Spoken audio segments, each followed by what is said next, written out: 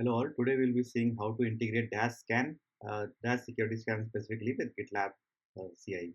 So let's get started. So this is how the full picture of the pipeline will look like once we also configure the DAST. So previously we have configured SAST container scanning, and now we'll be configuring the DAST.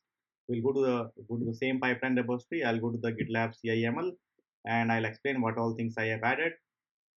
So you need to put all these variables here.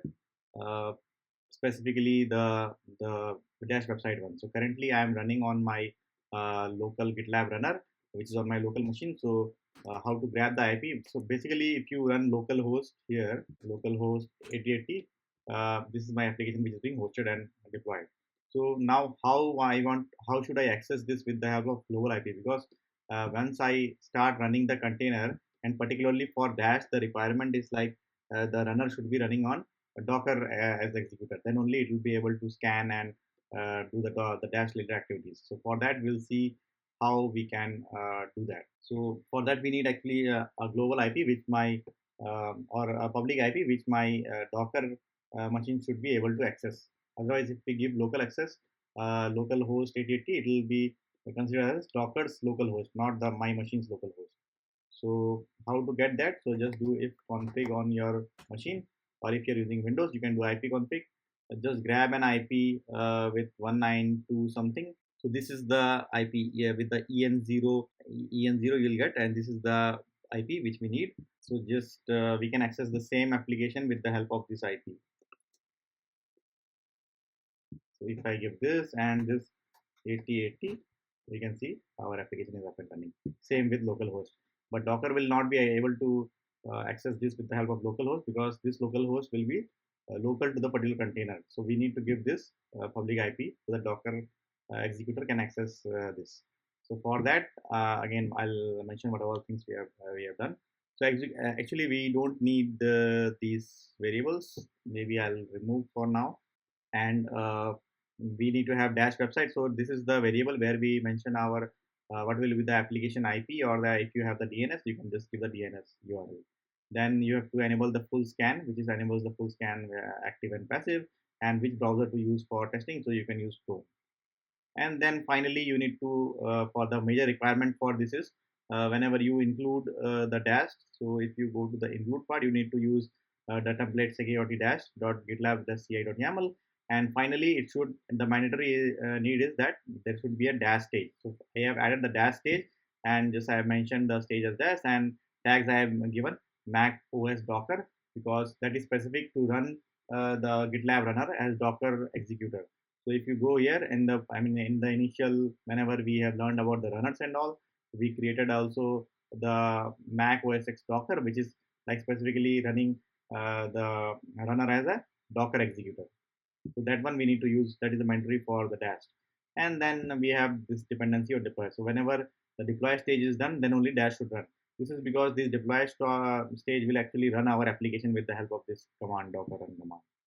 So let's see all these things into action. So I'll just commit the code, and it has started. So let's wait till all the stages are completed, which is again build, then test is having container scan and the SAS scan. This is our test, which we have added to full image and check whether it exists in our registry, Docker registry.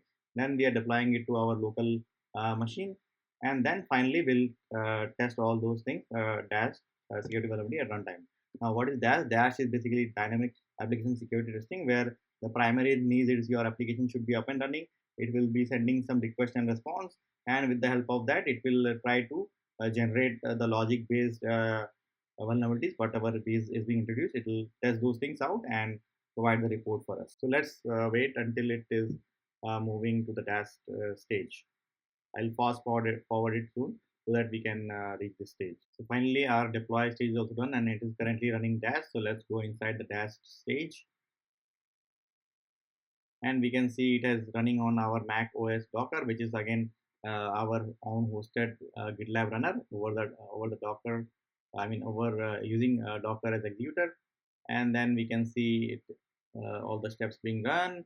Download the code, and then it is executing the dash. So these all are the scripts which is injecting and trying at runtime, and then it will display the vulnerabilities.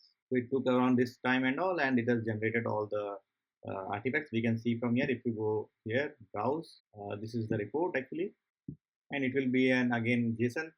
It is not pretty, so you can use some other tool so that it will print you in a better way. And this is the whole JSON. Now we how to see this report again. There is a way where we can see it easily. Let's go to our again the jobs, and we'll go again to the security section. And we have seen in the security section all other things like info, low, high, these things, and particularly dash is the last three. The sash we have covered in the previous lectures, and container scanning, so we'll be focusing on dash. So let's go to the first one. It says missing X content options, no snip. So this is again tagged as low severity. Again, it needs triage and all. So what it says is like with the X content type option header with the value no snip ensures that user agents do not attempt to guess the format of the data being received. So it seems like the data input validation is not done, and because of that we have this issue, and which can finally lead to execute the cross site scripting. And again, for more links and all, for understanding more on that, we can cross check with the links. And this is the URL being used. The scanner is known as browser, and again it has shown a sample where it has sent the request, and this is the actual response. So again, evidence and all it is in given.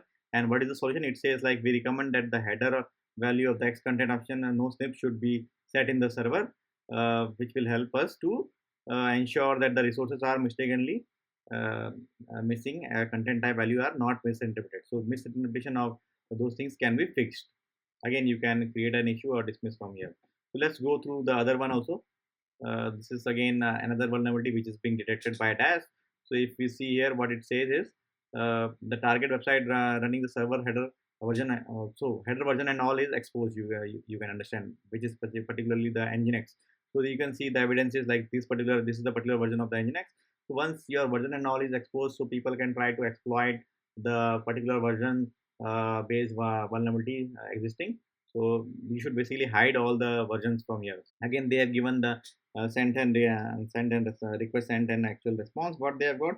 Again, this is the evidence they have mentioned, and how to resolve that solution is here. So they recommend that the version information may be removed from the server header. So those all things you can remove. And I mean, if it is Nginx, you can just go to server tokens configuration and put the value to off in the nginx.conf. So this is how you can resolve these issues. So these all are the issues detected by the DAST vulnerability.